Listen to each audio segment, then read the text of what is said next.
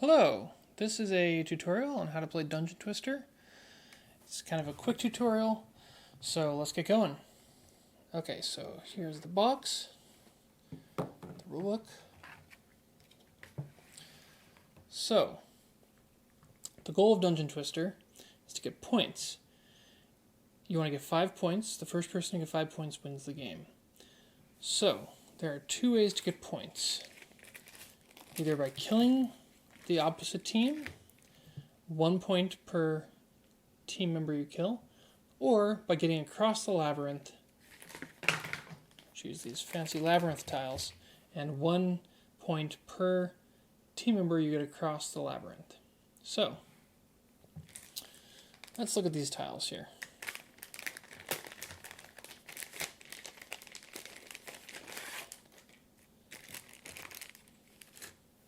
These tiles aren't very easy to get through because they're kind of a maze.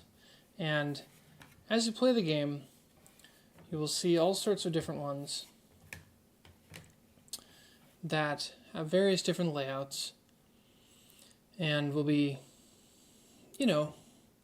that's part of the challenge of the game is to get through them. So,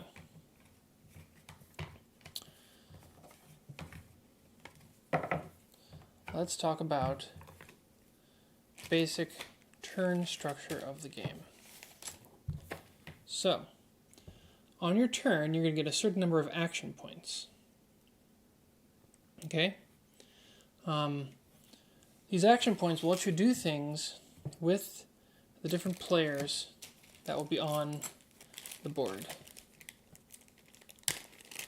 So, for example, say we have this thief. Normally, it'd be on a standee, but for this tutorial, I'm just going to put them flat like that. So, with your thief, you can do, you have a certain number of action points. You can choose to use them with any character you want to. And you have a team of a bunch of characters here. So,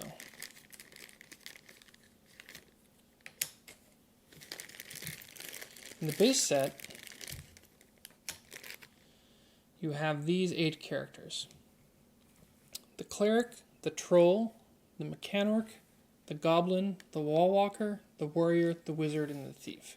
And they each have their own special powers and abilities and strengths and weaknesses. So, in any case, on your turn, the basic sequence is you choose one of your action cards. So one of these 4 cards, either 2, 3, 4, or 5 actions. So once you choose one of those, then you put it face down in front of you, and that's the number of action points you're going to be spending this turn. You can only use each of those once, and then after you use them all once, you get them back again. So, basically, say you only have 2 things to do, use a 2 action. It's not always necessarily best to use the highest action point card because maybe you want to save up your next, save up your better card for the next turn. So, in any case, you choose a card. Then, with those action points, you do actions. So, with 1 action point, you can do a number of things. So, first thing is reveal a room. All the rooms will start face down. So say this thief was right next to this room. They could reveal the room and then take it, flip it over, and then they'll see a new room. This room will have some tokens on it. These tokens here, some of these will be face down before it gets flipped.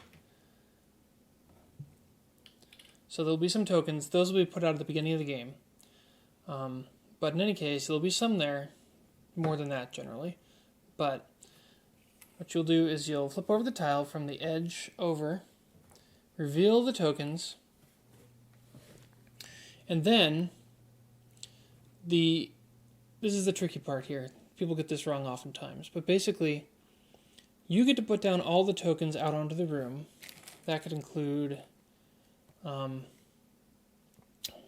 either items or characters. Now you get to put down all of the tokens in the room. That includes your characters, your opponent's characters, and your opponent's items, but you cannot place your items. So after you're done placing everything in the room except your items, then the opponent gets to place your items. So you can just put them out wherever you want. Say I put that armor right next to me because I really want it. Say I put, this treasure. Well, okay, so that's actually my armor. I couldn't do that. But say I put my Mechanorc right next to me. That'd be good because then they can work together. And then after that, my opponent would have to put these out. Maybe they don't want to put them near me. They could put them over there or wherever they wanted to. Okay, so that is reveal a room. Second thing is rotate a room. So say you are on one of these rotation gears. Each tile here, each 5x5 tile, has one space that has a rotation gear on it. This is one of the cool parts of the game because what you can do is you can rotate entire tiles like that. So in this case, it can rotate that direction. One action point is one rotation in that direction. There's always a matching tile as well. So in this case, I could either rotate this tile or this tile since they're the same color and the same number. So I can, for one action point, rotate this one this way, or I can rotate this one this way. And those are always in opposite directions for the tiles that are matching. Now note that any items that are on there will also get rotated along with the room, along with other characters and everything. So that can be a very good way of making it so you can get through the labyrinth, because otherwise it can be kind of tricky sometimes if you can't rotate. So that's rotation. Next is move a character. So here's my thief. So she can move 5. That number is movement. The white number is movement, the black number is combat. We'll get to combat in a moment. But for now, let's talk about movement. So with movement, you can move that many squares for one action point. Pretty simple. So the thief could go 5. So for example, 1, 2, 3, 4, 5. That would be one action point. Now note this first golden rule here. An action must be fully completed before starting another one. So that means there are certain places you can't end your movement on. You have to finish your movement before you start another movement. So for example, I'm right here. My wizard is right here. You can move through your own characters, but you can't stop on them. So say I go 1, 2, 3, 4, 5. I can't do that. I would have to stop here. You don't have to go the whole way. You can just go as many as you want. So that's one action. Then I could take my second action to go 1, 2, 3, 4, 5, like that. So you have to finish your first action before you can do your next action. So that is movement. Initiate combat. So say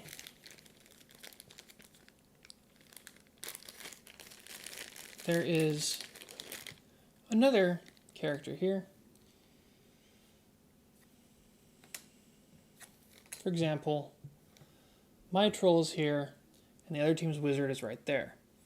So in this case, you can spend one action point to initiate combat. Now, you look at the black numbers, which are the combat values. This is 4, and this is 1. So, clearly the troll is stronger in this case. So how do you do combat? Well, what happens is each player has a deck of combat cards.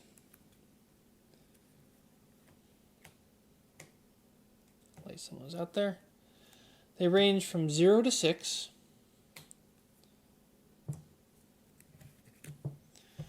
So there's all the cards. You have a 0, a 1, a 2, a 3, no, 2 threes, 2 twos, 2 threes, 1 4, 1 5, and 1 6. So both players will take their remaining combat cards, choose one, put it face down secretly, and then once both players have done that, they reveal the cards, they add them to their existing combat on their characters, and the higher number wins. It's pretty simple, but really strategic, because there's no dice rolling or anything like that. If you play your 0, you get it back. You always get that one. Now, the other tricky thing is there's something called group combat. So, say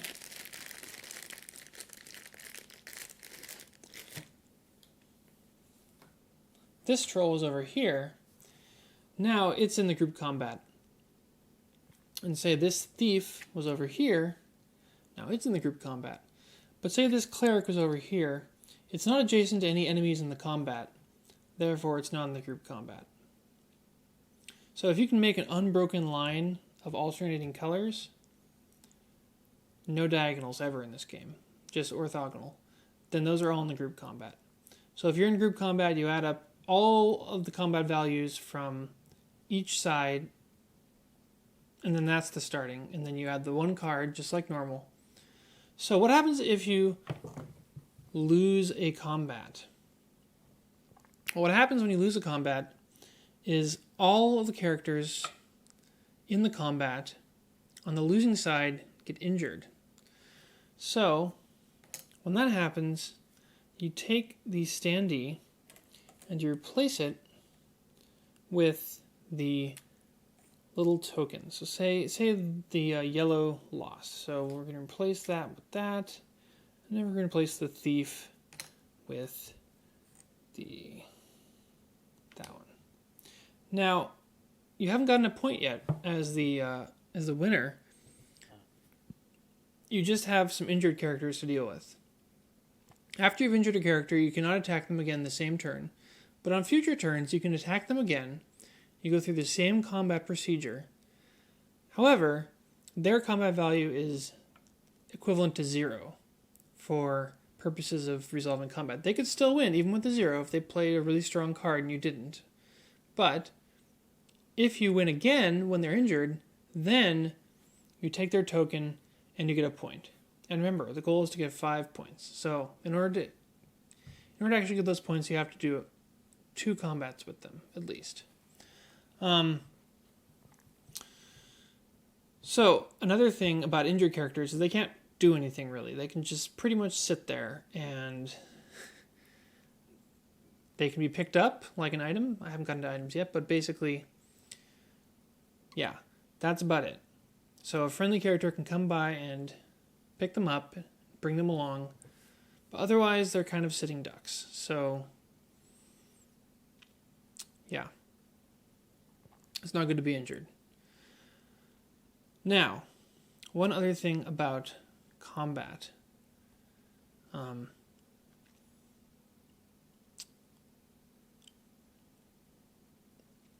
The important part about it is that it's not the only way to win the game. It may seem like, let's just go kill people, but basically, going through the labyrinth can be just as easy in certain cases, so don't forget about that as well. So that's how combat works. And there are different other abilities that modify combat, and we'll get into those. But, okay, so that's the fourth thing on the list. The fifth thing you can do with your action point is use a special ability. Okay, so going back to combat again for a second, say my troll was damaged. He has a special ability where he can just regenerate for 1 action point. So that's pretty cool. We'll get into what all the special abilities do later, but basically there are certain special abilities that take an action point to use. Then use an object. So objects can do a variety of things, but some objects require you to use an action point. So for example, let's see if I can find one here. Oh, there it is. Speed potion. You have to spend an action point, but then you get a bunch more action points for that one character. So that's a good example. The other one in this base set takes an action point. It's the Fireball Wand. And the wizard can just use the Fireball Wand to kill somebody. Straight out. No injury, just get the point. So that's pretty great. But only the wizard can do that. But I'll go through all the objects in a moment. So that is the basic gist of what you can do with your action points. Once you spend all of your action points, it goes to the next person. And then so on and so forth until one person gets 5 victory points. Then they win the game. So let's talk about, first, what's on these tiles. Okay, so I already explained the rotation gears, but there are also a couple other things on the base set tiles. These are called pit traps. So pit traps you generally cannot move through. There are a few ways to get through them though. You start with some jump cards. These you only ever have 3 of in the entire game. And much like the combat cards, once you use them, they're out for the rest of the game. So, you spend an action point to go from one side of a pit to the other. There has to be another side to go to. And then once you've used it, it's gone. That's one way to get across the pit. Another way, the thief's special ability is simply to walk across them. She can even stop on them. And then other people can move through her if she's stopped there. Now, the third way is the wizard. The wizard can levitate. So, wizard can move straight over. However, the wizard cannot stop on the pit, like the thief. So, the wizard has to keep going. And then if the wizard wanted to move again, they would have to completely stop. Remember, you have to finish your first action before you can keep going. So, those are the ways. Oh, one more. There's a rope. The rope, if you pick it up, you can just walk straight across, much like the thief. Okay, so last thing on the maps in the base set are these things right here. These are called porculuses. So porculuses are basically another type of barrier. Normally you can't get through them, but there are 2 ways of getting through them. The thief has another special ability where the thief can, for 1 action point, open a porculus. So here's the open porculus token. You just put that there, and then the next action point you can just move straight through there, or anybody else can for that matter too. You can also spend an action point to close it. You just take it away. So that's the thief's ability. The warrior, on the other hand, is a little more, a little less subtle. The warrior just bashes it open for an action point. Now it's destroyed, and it can never be closed for the rest of the game. So that's how the warrior takes care of that. So, those are all the features on the base set of tiles. Other expansions have other features. But then again, the other expansions have all sorts of other things like more characters, more items. You get the idea. More players. Anyway, let's keep going to the characters. So, there's also these handy quick references here. These are very nice. They will show you all of the character abilities and all the item abilities. So let's go over them in order here. The wizard. So the wizard, like I mentioned earlier, can float straight over the pit traps, and the wizard can also use the fireball wand to zap somebody. So say the wizard was right over here. Wizard had a fireball wand. Say the troll was right here. The wizard could simply spend an action point, get rid of the fireball wand, and then the troll goes away and you get a point. So it has to be in a straight line, cannot go through portcullises, can go over pit traps though. So those are the two abilities of the wizard. The Mechanorc. Normally you have to only rotate the gears in the direction that they're indicated, but the Mechanorc can rotate the gear in either direction. And also the linked gear as well, in either direction. So that's pretty awesome. The Goblin. The Goblin, simply you get 2 points for the Goblin. If you get across the finish line, the Goblin is otherwise pretty weak. A little bit fast, but with one combat and no other special abilities, the Goblin's usually something that the enemy is going to be targeting. So careful with your Goblins. The Warrior, as I mentioned earlier, can break through portcullises. The Wall Walker, it's got a very cool ability. She can walk through walls for 1 action point. So you have to start on one side of the wall, and then you spend an action point and you walk to the other side of the wall. That's your entire action point. It's not part of a movement. You can't, go 1, 2, walk 3 or something like that. You have to go 1, 2, stop, that's an action. Wall walk, stop, that's another action, and then 1, 2, 3, keep going after that.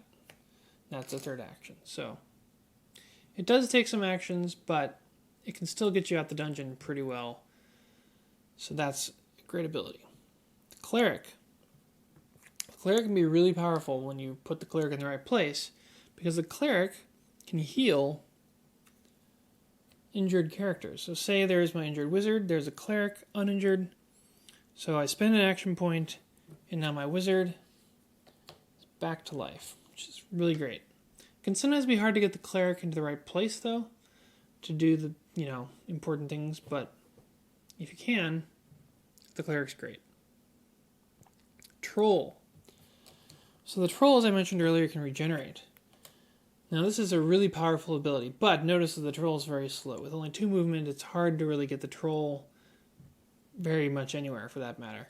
Sometimes rotating rooms can help move people along, including the Troll, so consider that. But the Troll can regenerate, so that's great.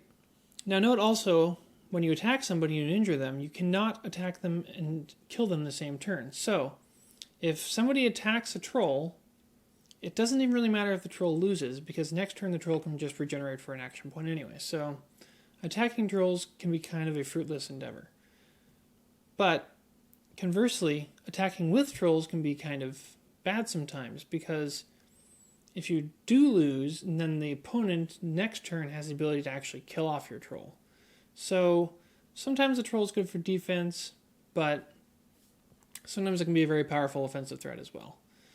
Just remember, it can't move much, so put it somewhere where it's useful. And then finally, the Thief. So I think I mentioned most of the Thief's abilities. The Thief can open portcullises and can go over pit traps and can stop on pit traps. They basically have a rope. So that is the Thief. Okay, let's go over the items. So the Treasure simply gives you an extra point if you carry it across the finish line. Oh, and for picking up items, I failed to mention, if you just move through an item, so 1, 2, 3, you can just pick it up and keep going for free. You can also drop it off whenever you want to as well. It's pretty easy to pick up and drop off items. Note that injured characters can also be treated like items as well. Note that the second golden rule here is there can never be more than 2 tokens in the same square at the end of any action. So, in other words, these are each a token. Say there was a fireball wand right there. I can't move, 5 spaces, 1, 2, 3, 4, 5, and then keep going, because now there's 3 tokens on the square. That is not allowed. So you would have to stop before it and then keep going if you wanted to. Likewise, you can only carry 1 item at a time. So that's how you pick up items. So yeah, treasures, you pick them up and you just carry them with you. And if you can get them across the finish line, is an extra point, which again, you only need to get 5 points, so that's pretty significant. Okay, the speed potion. You use the speed potion, and then you immediately get 4 action points to use on the character that used the speed potion. So that can be very, very powerful to get out the dungeon, or to just, there's all sorts of things you can do with that. So, but note, has to be the character that used the speed potion that uses those 4 action points. So be careful with that. Rope.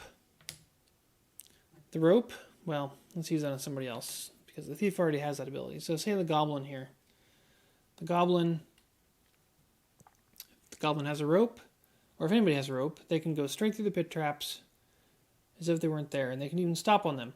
You can also leave a rope on a pit trap to basically make a bridge. So in that case, other characters can now move through the pit trap. Of course, you can also pick up the rope, and yeah, basically the rope can be picked up in the future again if you want as well. Fireball wand, I already explained that one. The sword and the armor are very similar. They both give you an extra combat, but it depends depends who attacked. So, with the sword, if you have the sword and you are attacking, you get an extra combat value. If you have the armor and you're defending, you get an extra combat value. So they're kind of situational, but they can be pretty nice when you have them. So that is all the characters and all the items in the base set. Now, a little bit of explanation as to how the game actually gets going.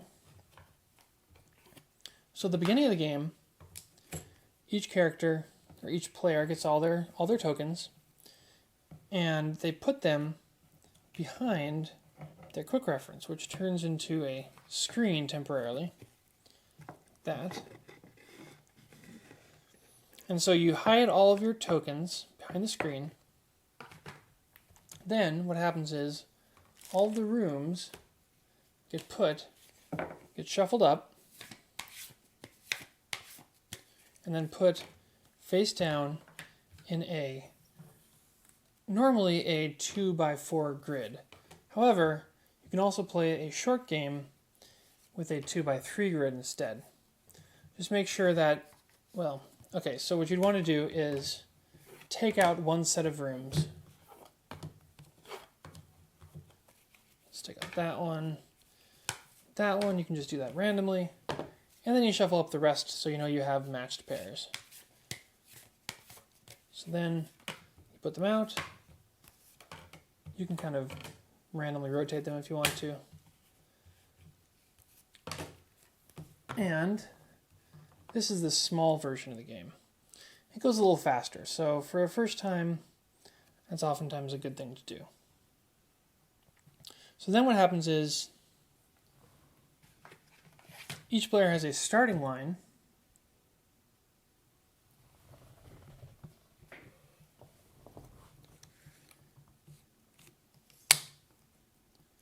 Like so.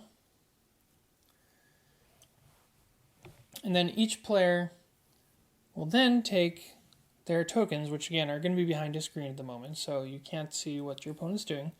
They're going to take and put down 4 of their characters, not items, just the character tokens, on their starting line face down. So this will basically make your initial team composition, because these 4 are going to be revealed as soon as both players have all their tokens down. But first, before we reveal them, each player will put their 4 down, and then players will take turns putting down the remainder of their tokens, both characters and items. They're going to put them face down on the map,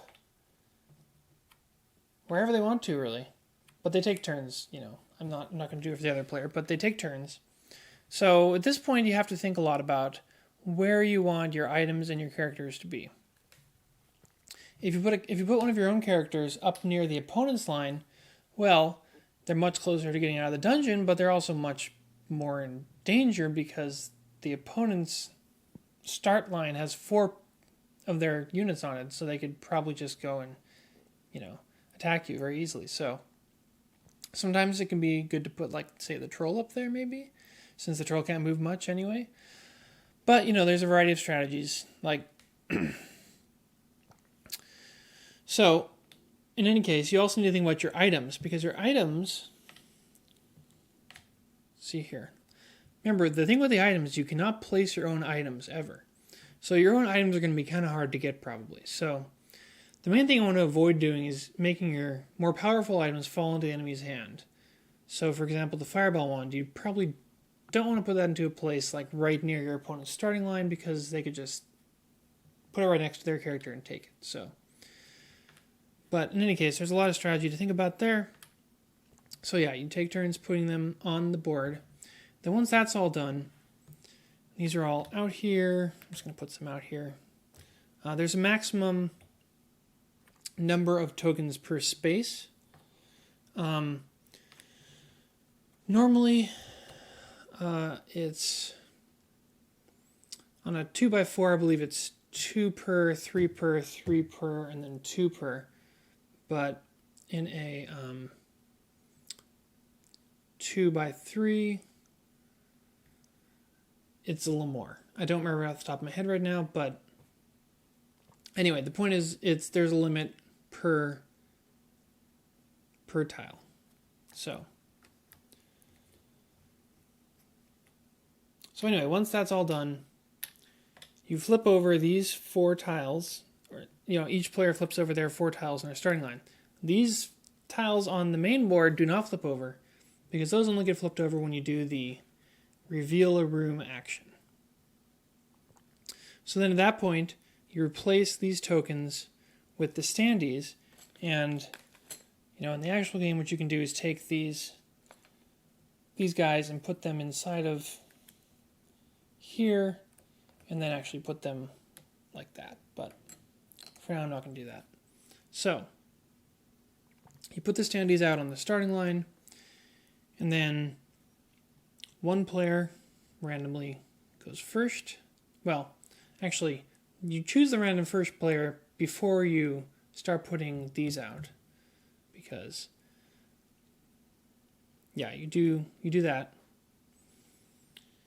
And then the first player will start going. Now, the first player in the game, there's a limitation. They can only play the 2. They can only play the 2 action card, basically going first. And so there's sort of a trade-off for that. So they play the 2. And then from then on, you can play any cards that are at most 1 higher than the highest card played so far. So the next player could play a 3 or a 2. Then if the next player played a 3, then the next player after that could play a 4, a 3, or a 2, but still not the 5. However, say player 1 plays 2, player 2 plays 2, well now player 1 can still only play 3. So once somebody plays a 4, then everything's great for the rest of the game. You can play whatever cards you want to. And remember, you play all 4 cards, and then you take them back into your hand. And then, yeah, you just keep going back and forth that way until somebody gets 5 points. And that is Dungeon Twister in a nutshell. There's all sorts of expansions, but this is the base game. And it's a lot of fun. It's very strategic. Other than this initial start part, there's no real chance in the game. There's some definite strategy with the combat, and that you don't know what your opponent's going to play. You can go into combat knowing that you have the right card. If you're a troll and you have a 4, say, and you're facing somebody who has a 1, then at most they can play 1 plus 6 is 7, right? So if you play a 4, you're going to always win, because your 4 will always beat the maximum they can do. You could also, say, play a 3. The 3 means that, oh yeah, I did mention this, if there's a tie in combat, both cards get discarded, and then nothing happens. So say you played a 3 as a troll against a 1 person, you know that at the worst you're going to tie. And then in that case, you're going to get rid of their 6 and you're going to get rid of your 3, and that's probably a pretty good trade. So, there's an interesting strategy to do with that. You could also just play something low, trying to save your card, and then maybe think that they're not going to even bother and they're just going to play their 0. And so could be some bluffing in there as well. So, but anyway, the combat's great. It's kind of a puzzle to get through the labyrinth, and there's interesting abilities, and it's just one of my favorite games. So enjoy.